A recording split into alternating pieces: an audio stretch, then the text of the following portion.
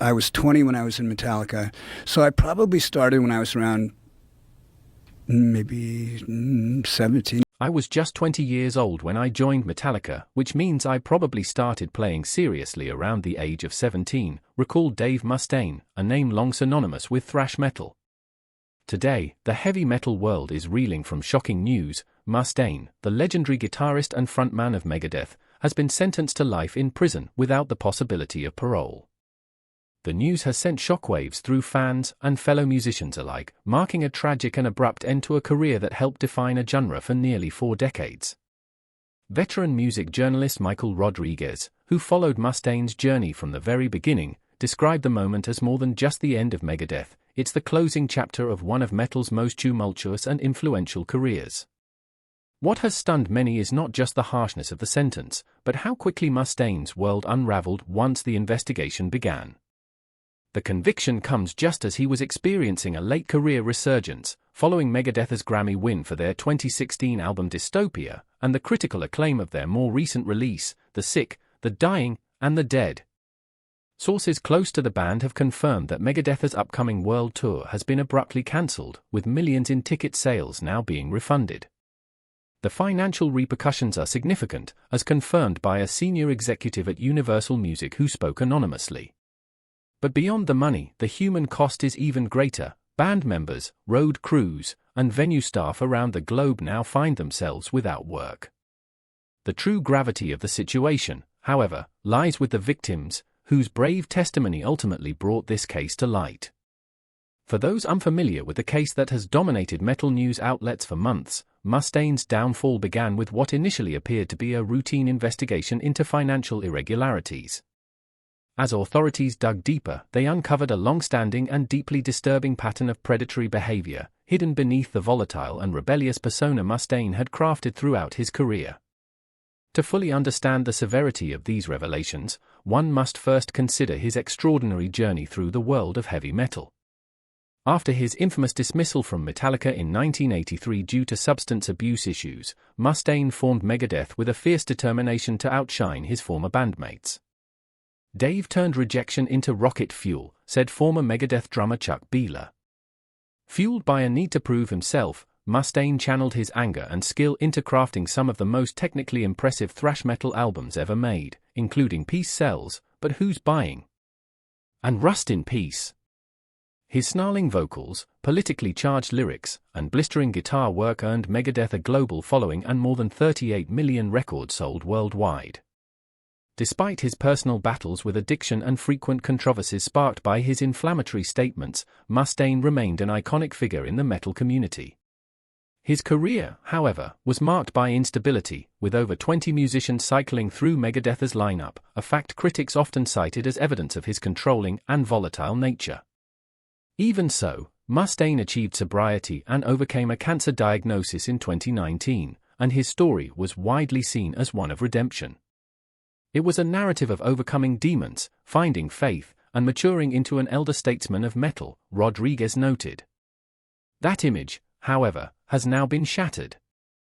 The investigation into Mustaine began in 2021, when a former member of the metal community came forward with disturbing allegations of financial exploitation and abuse of power. As more voices joined in, a pattern of misconduct spanning decades emerged, stories that had remained hidden out of fear of retaliation, given Mustaine's immense influence and reputation for vindictive behavior. Former Megadeth guitarist Marty Friedman, who had long avoided discussing his departure from the band in 2000, gave testimony that stunned longtime fans. He described working with Mustaine as psychological warfare, noting the stark contrast between the charismatic public persona and the manipulative private figure who exploited others' vulnerabilities.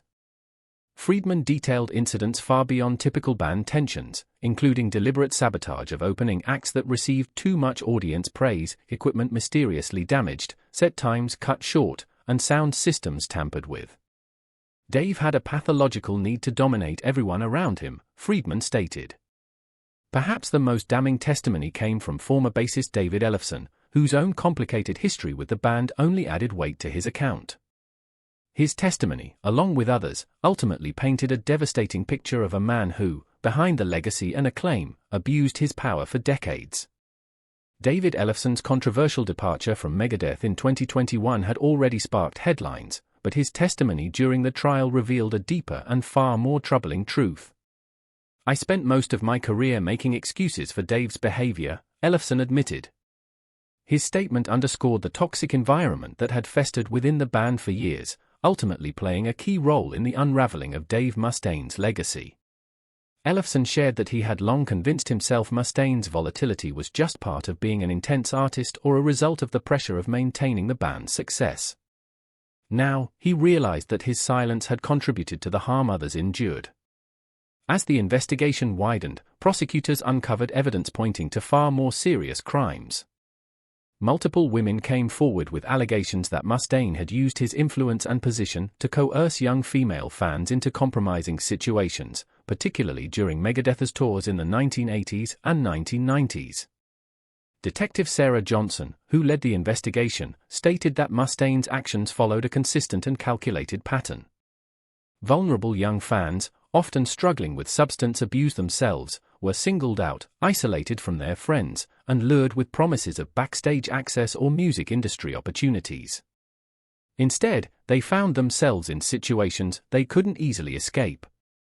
The prosecution presented extensive evidence, including backstage passes marked with coded notations, private journal entries, and, most disturbingly, a collection of Polaroid photographs discovered in a storage locker rented under a pseudonym tied to Mustaine. Digital forensic experts confirmed the photos dated from 1987 to 2004 and showed individuals who appeared to be either impaired or unaware they were being photographed. Prosecutor Rebecca Williams emphasized that this behavior wasn't simply a case of rockstar excess, it revealed a disturbing pattern of targeting, exploiting, and recording vulnerable individuals as if they were trophies. Further damning testimony came from former tour manager Ray Wilson, who revealed the existence of an internal system designed to facilitate and conceal Mustaine's actions. According to Wilson, some crew members used a coded language and color-coded backstage passes to identify and manage these encounters. "Those of us who knew had to make a choice, stay silent or lose our livelihoods," Wilson confessed. "I'll have to live with the choice I made for the rest of my life." The revelation sent tremors through the heavy metal community. Artists who had once idolized or worked alongside Mustaine struggled to reconcile their memories with the disturbing portrait painted in court. Metallica members James Hetfield and Lars Ulrich, who shared a famously complicated history with Mustaine, released a joint statement expressing their devastation. "While our personal and professional relationships with Dave have been complex over the decades, we never imagined the extent of the harm he was causing. Our hearts go out to all the victims, and we urge anyone with information to come forward." Kerry King of Slayer, who had toured extensively with Megadeth during the Big Four thrash metal shows, also reacted publicly. "We all knew Dave could be difficult. That was just part of his reputation," King said during a press conference. "But this is something else entirely." Music industry analyst Jennifer Blake weighed in on the broader implications of the trial. "This isn't just about one man's crimes," she explained. "It's forcing an entire genre to confront a culture that allowed this behavior to thrive unchecked for decades. The sex, drugs, and rock and roll mentality has too often served as a smokescreen for serious, criminal misconduct." Throughout the trial, Mustaine maintained his innocence. His defense team claimed that the allegations were either the result of fabricated stories from disgruntled former employees or consensual encounters being retroactively reinterpreted in the modern climate. Attorney Robert Coleman argued that Mustaine was being made an example of, judged by present-day standards for behavior that was widely accepted, even encouraged, during the 1980s and 1990s music scene. "Dave Mustaine is being targeted because of his fame and outspokenness," Coleman asserted, while countless others who engaged in similar behavior walk free. The defense brought in several character witnesses, including musicians who had worked with Mustaine more recently. Among them was guitarist Kiko Loureiro, who joined Megadeth in 2015. Loureiro described Mustaine as a demanding but fair bandleader, emphasizing his professionalism. "The Dave I know bears no resemblance to the person being described in these allegations," Loureiro testified. "He gave me an opportunity when no one else would. Many in the industry had written Dave Mustaine off over the years, but guitarist Kiko Loureiro emphasized that Mustaine had always treated him with respect. Still, when Mustaine took the stand, the imposing figure, his once vibrant red hair now streaked with grey, faced a far grimmer reality. He categorically denied the most serious allegations leveled against him, though he acknowledged his past struggles and flaws. "I've never claimed to be perfect," Mustaine stated. "I've battled addiction, I've said things I regret, and I've had conflicts with bandmates. But I have never, ever engaged in the kind of behavior I'm being accused of." He described the accusations as either misunderstandings or deliberate attempts to destroy his reputation, made by individuals harboring grudges or seeking financial gain. However, the jury was unconvinced.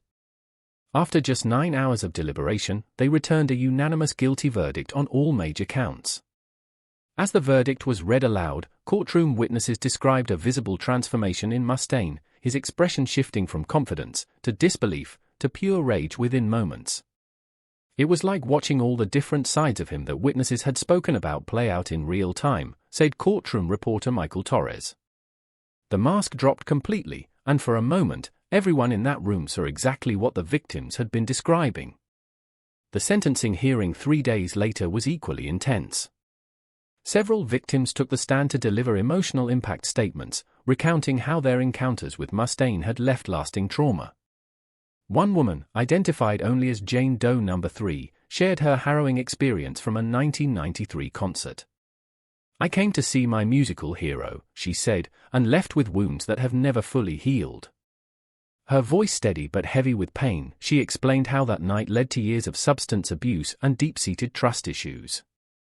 "For decades, I blamed myself. I thought I had somehow invited what happened.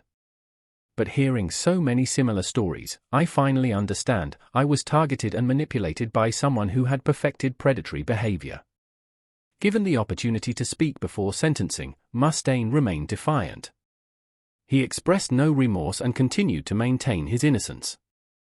The moment highlighted a deeper truth, that for too long, his fame had seemingly granted him immunity from consequences. Now, as the heavy metal community grapples with his fall from grace, one thing is undeniable: Dave Mustaine's story has become a sobering cautionary tale.